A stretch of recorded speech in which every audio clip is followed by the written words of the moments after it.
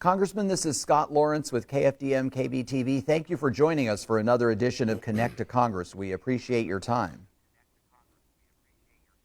You bet. I'm glad to be with you, Scott. Let me ask you, first of all, the timeliest question, your thoughts on President Trump's Supreme Court nominee announced last night. What are your thoughts on the gentleman, Neil Gorsuch? Neil Gorsuch is a great fellow. He's a perfect choice for what Mr. Trump's been talking about. Many Americans feel like that the appointment of the Supreme Court justice is the most important thing that he will do in his presidency. I have a hard time arguing with that because his appointments to the court will direct this country into so many issues and positions that we would want to take.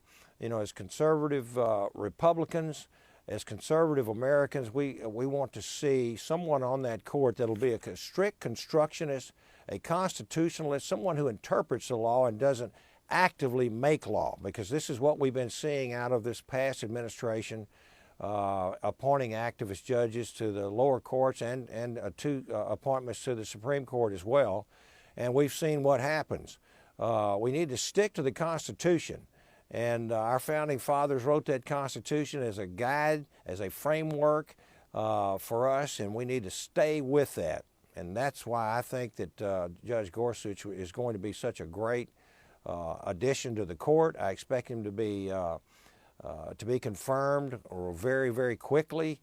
He was confirmed at his last appointment in the lower court unanimously, so it should be a no-brainer. So you do expect a quick confirmation. There were some comments last night that there might be some sort of a delay in or attempt. Others said no, they'll try to move quickly. What are your thoughts on that? My thoughts are, I don't know what the Democrats are going to do. They're hysterical. They lost the election. I think they've lost sight of the fact that they've been in power for 8 years. The American people decided to go another way. The American people decided their policies and their politics is not what they wanted to do. And so the Democrats need to get over their hysteria.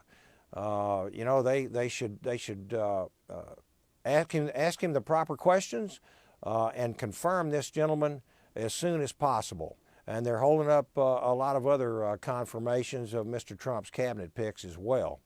And I really don't think the American people like to see this. Elections have consequences. That's all I can say.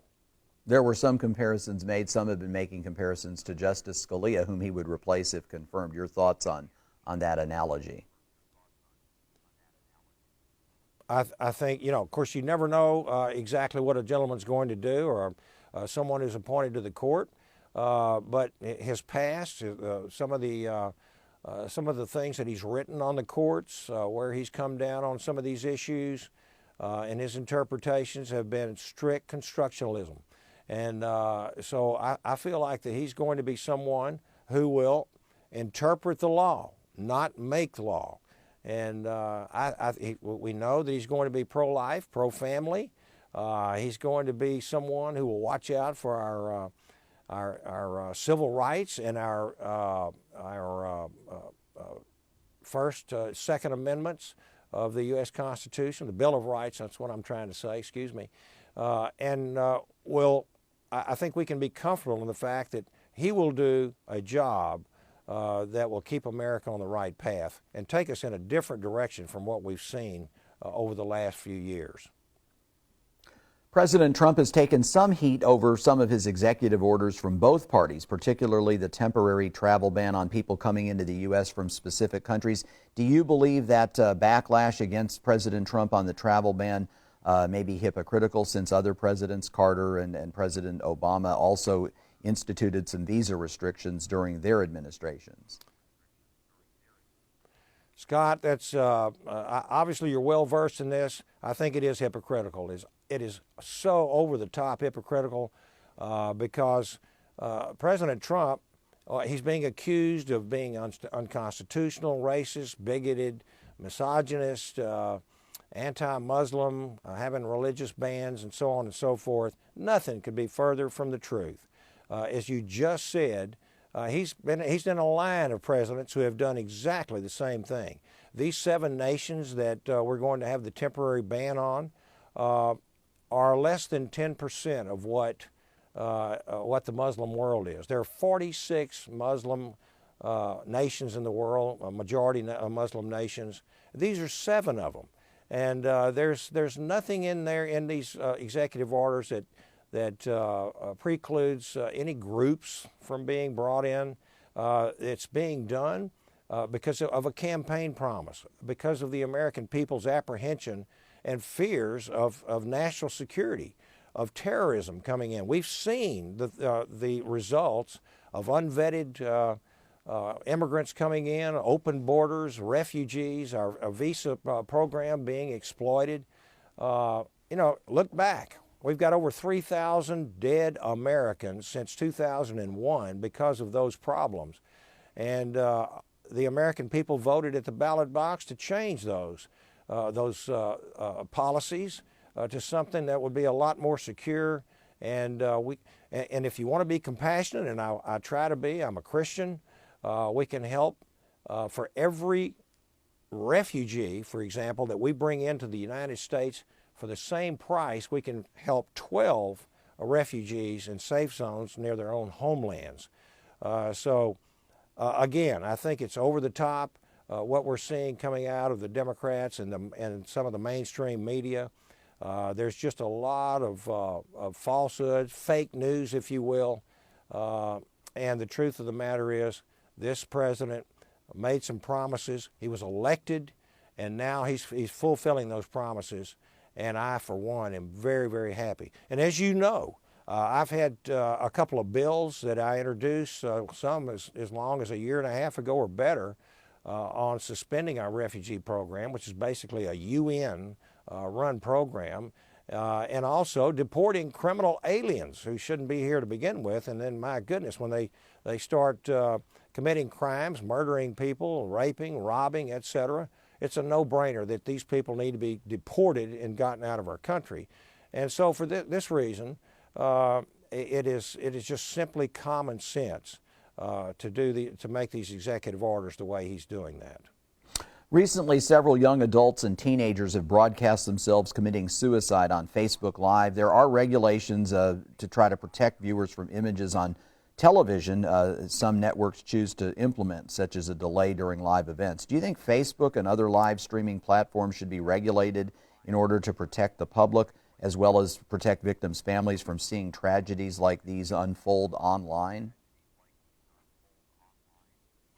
Well, all I can say is that is a horrendous story. I had not heard that. I'm going to have to plead ignorance about those. And I have 13 grandchildren. I certainly would not want them to be subjected to something like that. All right, anything else you'd like to add or address to your constituents? We have just a couple of minutes left before the next congressperson, Marsha Blackburn, is set up for her station. But anything else you'd like to relay to your constituents in this area? I would just like to tell them to give the president a chance. He was elected in an electoral college landslide. Don't listen to the hype and the spin stories that are coming out about him being too political. His appointments, his policies are just too much politics. I would like him to remember that we've had 8 years of a complete slanted toward the left policies and politics coming out of the Obama administration. And I think it's time that the American people, they did it. They stood up, they elected Trump, they want to go in a different direction, and give Mr. Trump a chance to have some results with some of these appointments and some of these policies that he wants to put into place. And all I can say is have patience. I think I've never been more optimistic about America in many, many years than I am right now. And if we can just separate the fact from the fiction, I think this country is going to be just fine. I think the trade's going to be great. We'll secure our borders. We will protect the homeland from terrorism. We will have tax reform. We'll get some regulatory reform. Our district is absolutely the energy epicenter of our country. I have more petrochemical refining facilities than any other district in the country. We desperately need some regulatory reform. We're going to be working on this health care. I'm a health care practitioner. For goodness sakes, Obamacare has been an abject disaster. People have no choices. Their premiums are skyrocketing on average of 25% across the country, some as much as over 100%. Arizona, 116% premium increases.